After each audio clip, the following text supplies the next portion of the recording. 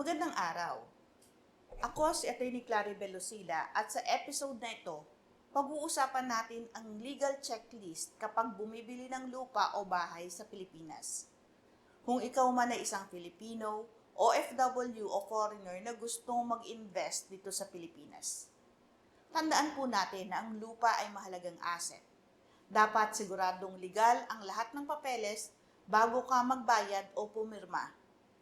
Ang unang tanong po sa atin, pwede bang bumili ng lupa ang foreigner sa Pilipinas? Ayon sa batas, hindi pwedeng direktang magmay-ari ng lupa ang dayuhan. Pero may ilang legal na paraan.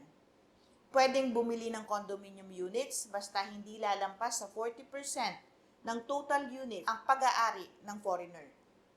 Pwedeng mag-lease o magpaupa ng lupa hanggang 50 years, renewable for 25 years. Tandaan po natin na importanteng mag-consult muna sa abogado kung dayuhan ka at biglang balak mong bumili ng property. Para naman sa lahat ng bumibili, Filipino man o foreigner, narito ang legal checklist bago bumili ng lupa o bahay. Dapat mayroong original certificate of title o transfer certificate of title. Siguraduhin walang encumbrances o hindi nakasangla.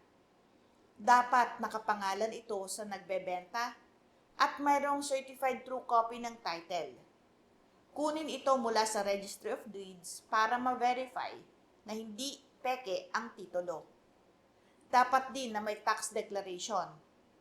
Dapat updated ang real property tax o walang delinquency sa binabayarang buwis. May valid ID ang seller para sa deed of sale at notarial documents at mayroong special power of attorney. Ito ay kung hindi present ang owner, siguraduhin may SPA ang kanyang representative.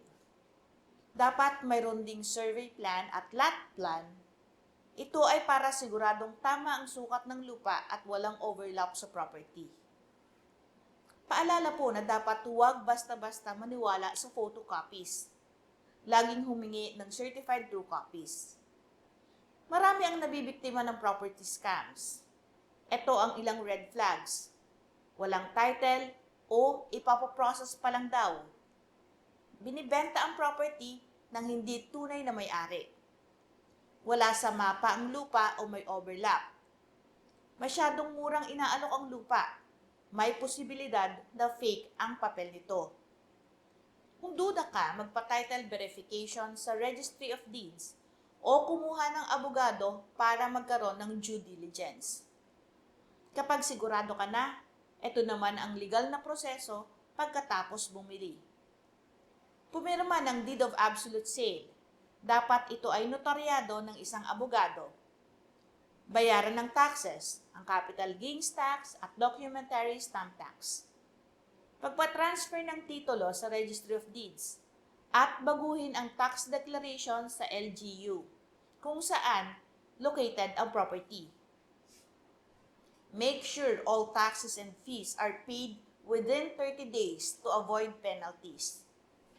Tandaan po natin na dapat huwag matakot magtanong. Sa property transactions, mas mabuting sigurado kaysa magsisi. Buying property is a big decision. Make sure it's legally sound.